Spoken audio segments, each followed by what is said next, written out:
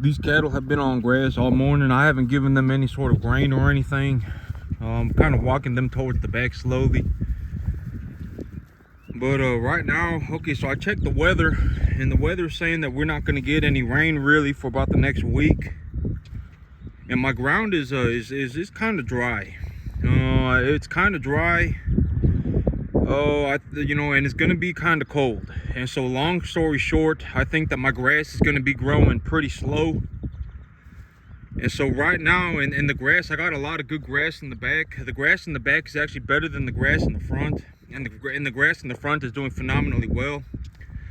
And so right now the big idea is that I'm going to get these cattle to graze as much grass as I can over the next week, because I really want all of this grass, as much of it as possible, grazed down to the ground. I want it grazed down to the ground so that when it rains, the grass will grow back. Because as of right now, if the grass just continues to grow, it's going to go to seed. And if it goes to seed, that's not good, right? If the grass goes to seed, it's not good. If the grass goes to seed and the grass puts on a seed, the grass will die forever. And then I have to, and then it's going to be like the middle, it's going to be the beginning of January, the middle of January, and I won't be able to reseed my field until like March, because it'll be too cold. It'll be a little bit too dry, etc., etc. And so as of right now, I'm getting these animals, I'm looking to get these animals to eat as much of this grass as possible, and over this next week is a very, very good opportunity for me to do that. As of right now, I still got like 15 giant bales of peanut hay sitting in the barn, in the hay barn. And so as of right now, I still have more than enough supplies to put these animals on a total mixed ration. If I needed to, I can change these animals over to a limit feeding type total mixed ration. If I needed to, I could do that. And so I don't need to go out of my way and spend any more money or find any more or source a wholesaler or anything like that. And so as of right now, the big plan is to get them to eat as much grass as I can over the next week or so. And this animal right here, you see this number 44, this is also a good sign that the animal has not been weaned for very long. This animal's been doing this repeatedly, but number 44 right here is still trying to suckle milk. She's still trying to get milk. And so that is a good indicator that, another indicator that this man lied to me. These animals were not preconditioned. They were not preconditioned. They were not on solid feed for 3 months, because if they were on solid, as of right now, he told me that they were on solid feed for at least 40 days. At this point in time, they would have been on solid feed for over 2 months. And, they shouldn't be suckling for milk. And so, it's just another thing to add on to the list, right? And so, but here in about 2 weeks, I think I'll be ready to go. I think I'll be ready to bring in new animals. I got that the holding pen is getting I think it's just about getting finished today. The man is here working on it right now, and it should be just about finished today. And when the holding pen is good to go, I'll be good to go. I've been I'm looking forward to getting everything rolling again. It's gonna take me about 2 weeks. I got everything in terms of a plan, in terms of what am I planning to do, what am I going to do, what do I look to accomplish, etc., etc. I've got them detailed out as thoroughly as I can. I've got a good plan, and I just got to kind of I just got to get going. And once I get going, I'll be headed in the right direction. I won't know exactly where I'm gonna end up, but I'll know what direction I'm heading, right? I'm gonna bring animals in at close to 2.5 to 3.5, as close to 2.5 weight as I can get. I'm gonna bring them in at 2.5 weight. I'm gonna bring them in, put them in the holding pen for 2 weeks. First day that they're here, I'm gonna check them for temperature. If they're running hot, if they're running over 103.7, I'm gonna give them a shot of antibiotics and an anti-inflammatory. If they're not running hot, I'm gonna give them a vaccination, and I got the vaccinations listed out. I'm gonna precondition them while they are in the holding pen for the 2 weeks. And once the 2 weeks is good, once the 2 weeks is up, I'm gonna let them out onto the field, and they should be good to go in terms of they'll come running if I feed them, if I show up with the grain, they'll come running, etc., etc. They'll be good to go. So I'm gonna precondition all of the animals myself. And right now, yep, this grass is looking good. The animals, they are eating as much as they want. The animals are very grass fat right now. They are walking around with these big old guts on them. Very, very, very heavy animals. My animals are in good condition. I give them a little bit of corn every day. And as of right now, I'm not really spending I'm not spending any money, because the thing is that the money that I needed to invest, I front loaded the investment. So when I had the capital, you know, I bought the corn. I bought a large amount of corn, right? I bought a large amount of hay. You know, I don't have to buy them again, and so they're just sitting in storage, and so I don't have to put in any more money. The money that I needed has already been invested. And so, you know, as of right now, I understand that, you know, like feeding the corn, you know, if I feed them 100 pounds of corn a day, that costs me $10. But, you know, it's not like I'm having to pull a $10 bill out of my pocket every day. It's already been invested. And also the thing about the corn, and in terms of the business aspect of things, the corn and the hay, it's all a tax write-off. And I'm not saying, okay, so when I say okay, so the thing about a tax write-off is that business is kind of a balance of many things. It's not just like I just show up one day and I start a business and I make a lot of money, right? That's not how. That's not business. You know, like when I look at my investment portfolio, you know, what do I think about in terms of all this? The cattle, as long as I bring in number 1 to 1.5 type medium to large frame cattle here in my area, the top of the market for a 2.5 weight animal is about $3 to about $3.25. So if for a 2.5 weight animal, about, you know, about $3.25 would be like the top of the market. Like maybe I pay that much for one of the animals. But realistically, right now, the top of the market for my area for a 2.5 weight, 2.5 weight, 1 to 1.5 type medium large frame animal is $3. So that means I bring them in at $7.50. And the going, I don't really know what the going rate for the 8 weight cattle is right now for a feeder cattle. But I would think that it's going to be somewhere around maybe 2 to 2.25. So if I sell them at 800 for a steer, it's going to be a little bit different than a heifer. But let's just talk about the steers. And so when I sell, and these numbers are not made to be exact, right? I'm just making these numbers by collecting data on my local market and giving myself a direction. And so what I'm essentially when I make a business plan, it's not be like, oh man, I'm gonna put in exactly this. Okay, because this idea of being exact is a very poor person's mentality. Like a poor person is gonna think, oh, if I show up and I work 10 hours, I'm gonna make exactly $100, right? That's how poor people think. Me, you know, me as a business owner, I understand that I am essentially in the darkness. I am in the darkness. You know, in terms of how much I get paid, what I get paid, what do I want to do with my time, you know, what does my business look like, stuff like that. It's all, it's in the darkness, and I have to come up with a plan and move forward with my business, right? And so, you know, these numbers, they are just the market averages for my area.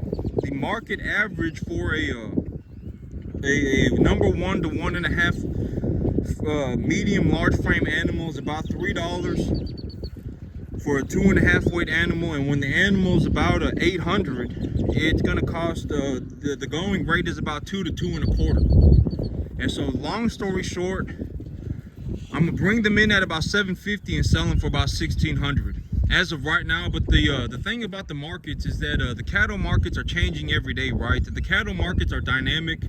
It's not a set price. It's not like I make $15 an hour. You know, it's like you know, that's one of the things about business, is that sometimes in business, you know, I can work and end up losing money. And so You know, these plans that I make, they are just plans that I make to give myself direction. And you know, and so that's roughly the big idea for my business right now. Is I'm going to be looking to raise 1 to 1.5 type medium large frame animals from 2.5 to 8 weight. And when it comes to these animals, okay. And so a lot of these things that I talk about in terms of like planning and stuff like that, and that plans are made for direction and not perfection.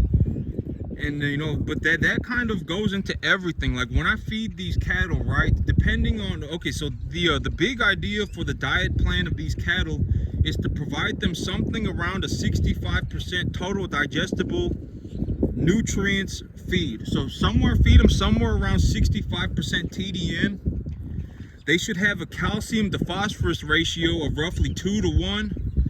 And they should be getting, depending on the size of the animal, if the animal is closer to 2.5 weight, their diet should be closer to 15% protein. And if they're closer to 8 weight, their diet should be closer to 12% protein. And so, you know, and these numbers, they can be achieved by many different factors, right? Like if I'm looking, if I like a lot of grass, for example, but this is also a lot of grass, for example, is known for having well, I mean, it depends. Like my soil's not gonna have any magnesium issues. I got my soil has a very high pH. And but grass is a dynamic. Okay, so like let's say I look at this grass right here, right? And so if I look at this grass right here, you know, I would anticipate that a grass like this, it's about maybe a foot tall. So the grass is maybe a foot tall, and you know, and it doesn't have any sort of seed on it, right? It doesn't have any sort of seed formation on it. There's not any seed on it. When I look at the grass, it's just grass. There's zero signs of seed on this grass. And so when I look at this grass and I say, okay, my grass is a foot tall, there aren't any seeds on it. I fertilized it at this rate. You know, I fertilized it okay, so last week I fertilized this field and I put roughly 1 ton of I put roughly 200 pounds of a 25-5-15 nitrogen phosphorus potassium ratio fertilizer on my field. And so roughly this field has roughly 50 pounds of nitrogen, 10 pounds of phosphorus, and 30 pounds of potassium on it right now per acre. And so when I look at the numbers and I say, okay, this grass is at this stage of development, I put this much fertilizer on it, you know, and also and then I look at the animal. When the animal eats it, are they bloating on it? You know, if they're not bloating on it and their poop is coming out real good, if their poop looks good and they're not bloating on it, you know, I can estimate that the animals are getting roughly the correct diet. Their diet is somewhere in the margin of success. It's not like I have to give them exactly a 14% feed, right? It's not like I have to give them exactly a 14% protein, 65 TDN% feed. You know, these are rough estimates to just give myself a direction. What am I looking to accomplish? What general area should I be headed to, right? It's not like, oh my God, you know, I need to test my grass, and if it's a 14.5% protein, I need to, you know, it's not like that. You know, I take a look at the grass, I take a look at the stage of its development, I consider how much fertilizer I've put on it, and also how much water I've put on it, and then I look at the cattle. And when the cattle eat it, if they're bloating on it, chances are the protein and the digestibility are too high.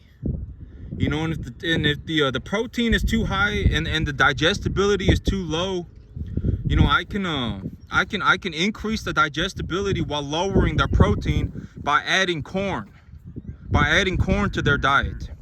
And when I add corn to their diet, I'm adding a lot of phosphorus to their diet. So I also should add something like a 2 to, well, in all honesty, the mineral pack that I use for my corn is a 4 to 1 calcium phosphorus ratio mineral pack. And so and it's just, and these numbers are just to, you know, I only consider the numbers to give myself an idea of what is going on, right? I'm not looking for exact numbers. I'm just looking to give myself a direction. You know, that's all I'm looking to do. It's not like, oh my God, you know, my grass is you know, 15% protein right now, and you know, I need to get them to 14%, so I need to, you know, if it's 15%, you know, it don't really matter. If the animals are bloating on it, that's a problem. You know, that's not good, right? If the animals are having severe acidosis, that's not good. And so, etc., etc. And so, actually, this is a good example. Well, I mean, okay, so like when I look at this poop right now, you can see 1, 2, 3, 4, 5, 6, 7, 8. You can see like a dozen corn kernels in their manure, right? You can see about a dozen corn kernels in their manure, but that's not the end of the world. Because I mean, really imagine how much corn one mouthful of corn is, right?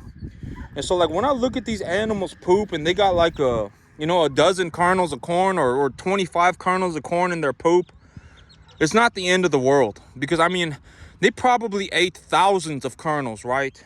And so right now I would say that this manure looks very good. Granted, I stepped on it, but you know, this manure looks very good. The manure looks very good. The cattle are fat. Oh, and the grass is growing in well. And so, you know, it's just to give myself a direction for where I'm headed. You know, because if I don't have a direction, like if I just sat here and did nothing, you know, oh my God, you know, my cattle are just gonna, you know, just walk around on dirt and find something to magically eat by themselves, and that stuff that they magically find is going to magically put weight on them, and that's called not having a direction. You know, that's called not having a plan. I just do these things to give myself a direction to head to. You know, but that's how it is for all of my plans. My business plan, my cattle plan, my grass plan, my investment strategies, all of that. I mean, it's just to give myself a direction.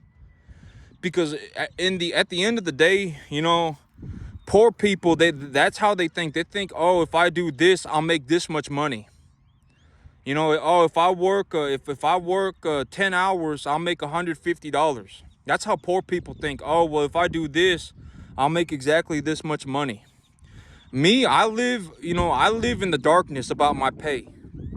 I live in the darkness about my pay. I don't know how much I'm gonna get paid. Am I gonna lose money? I don't know. You know, I could end up losing money at the end of the day, right? But things like but there's, you know, I offset the chance of me losing money by doing things like growing grass. You know, all of this stuff is to mitigate the possibility of me losing money. Why do I raise cattle to a commercial standard? Why do I grow grass at this level? You know, why are my business plans set up so thoroughly? Is to mitigate the chances of me losing money at the end of the day. Because me, I don't know how much I'm going to get paid, right? I don't know how much I'm going to get paid. I could end up losing money. But because of all of these different things that I'm doing, chances are I'm probably going to make money. Probably going to make a lot of money. More money. I mean, it'll be probably going to make, you know, a lot of money. But you know, it's not like I just show up and magically this money, you know, appears in my pocket, right? There, you know, these things that I do, they're done to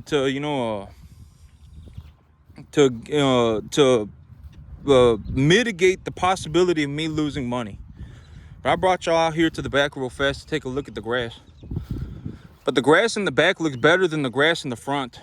And so I want the cattle to eat all of this down to the ground. I want them to eat all of it, just so that when it does start raining again, the grass will grow back and not go to seed. Oh, man.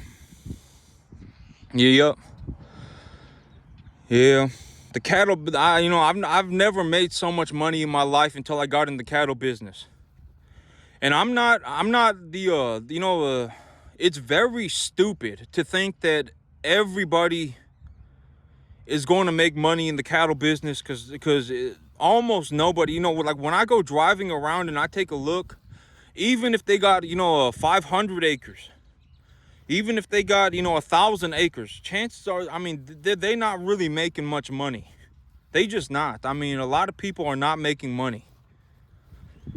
And so it don't really matter, how much land, like if I got 10 acres, and I can make 80,000 a year on 10 acres, I'm a happy camper, right?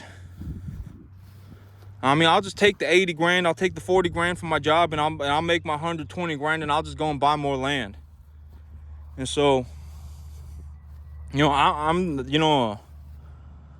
everybody does not get to make money, and it's not because the world is unfair. Well, I mean, it is because the world is unfair, but the world is unfair for a reason, right? If everybody was the exact same, that would be ridiculous. I mean, it would not. I mean, that's crazy, right? I mean, that's not going to happen. I mean, some people don't make money. Most people who don't make money because they suck. Somewhere along the way, they suck mentally.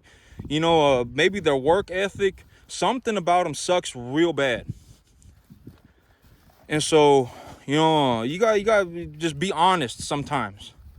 Like there's if you got 1,000 people in the room and one person is just doing extraordinarily well, that's the hard part about doing extraordinarily well, is that usually when someone does extraordinarily well, it's usually just one person, and it's like the other people are extremely upset about it. And then you got things like communism come up. Because that's the thing about America, right? I mean, look at the grass back here. I mean, it's wonderful, right? I mean, just look at it. The grass back here is just coming in super thick. But that's the thing about America, like if I wasn't born in America, I could not have achieved what I achieved. Like if I was born in, because I was born in America, but my parents are Korean. And so if I was born in Korea, there would have been zero chance of me doing this. If I was born anywhere except for America, America's the only country that I could have, because me, imagine being me, right? Imagine that, well, there are a lot of countries on the planet where if you were born to be poor, you have to be poor forever, or the society will like stone you to death. Like me, imagine me being in a communist country. If let's say let's say I was in China, right? And I had my 10-acre farm, and I made $120,000. The government would come in and take everything. The government would want to stick their hand in what I'm doing. Imagine I was born in Korea. It's a tiny little peninsula. I can't even buy farmland. Land costs too much. And so, and in Korea, the weather is different, right? If I was not born in this particular area of Texas, Central Texas, in America, I could not have done what I did. Because America is the golden land for opportunity. It truly is. I mean, the more poor you are, not poor, broke. If you don't have money, America is the land of golden opportunity. It really is, because the American dollar is worth something all around the world. If I make money in America, I can take the money that I make and I can go and utilize it somewhere else. I can go utilize it anywhere that I want. The American dollar is worth something. And the less money that I have, the less money that I need to put at risk to make money.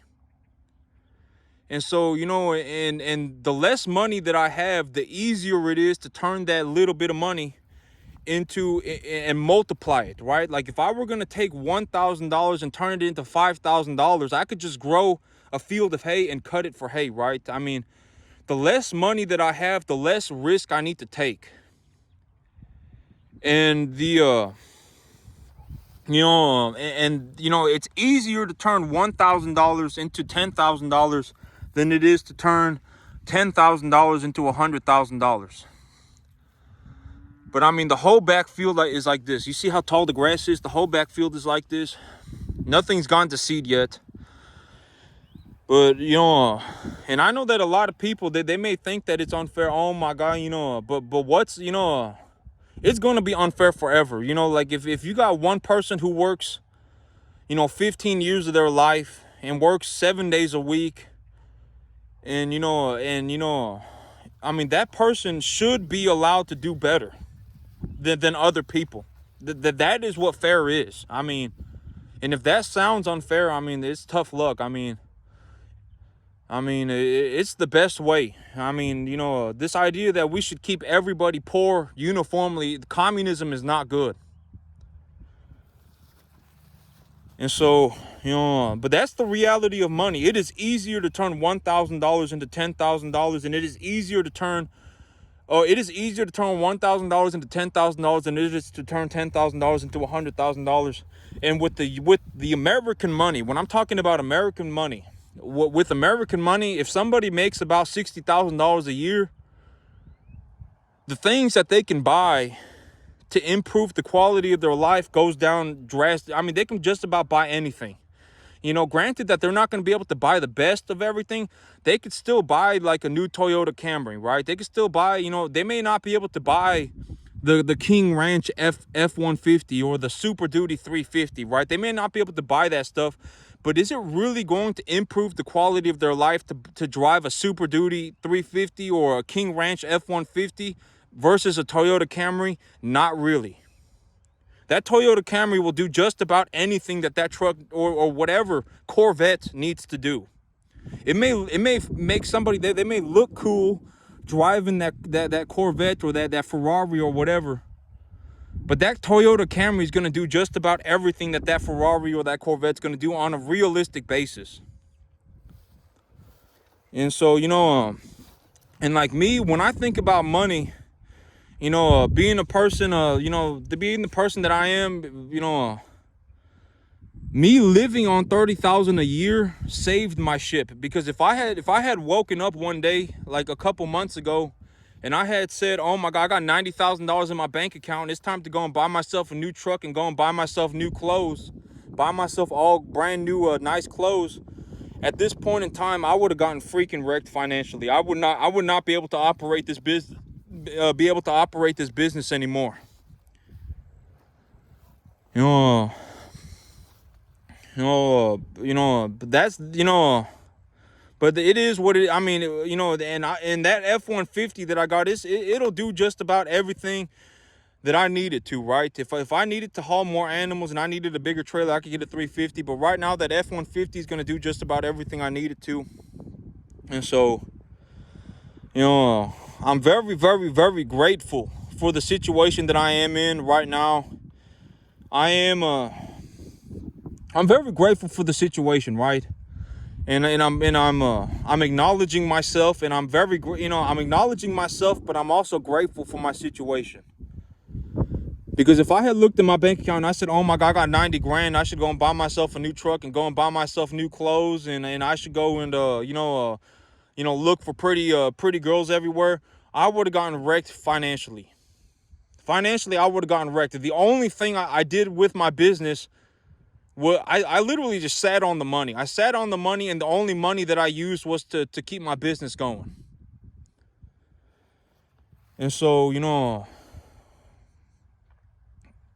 this whole thing like, oh man, you should go and buy a suit. Oh my God, you just made 90 grand. Why don't you go and buy a suit? Oh man, why don't you go and buy a Porsche? It's because the only real, that is just complete stupidity, right? How stupid is that? I mean, when I really look back at it now, if I had done that, I would have gotten so freaking wrecked. I would have been miserable. My business would have stopped. I really saved myself by not spending the money. Living on, even though I made all that money and I had access to all that money, the only thing that I did was put the money back into my business. That really saved me. You know, if I were to look back in time right now and say this was one thing that I purposefully did very correctly, it was that. But that's it for me today, YouTube. Y'all have a good one.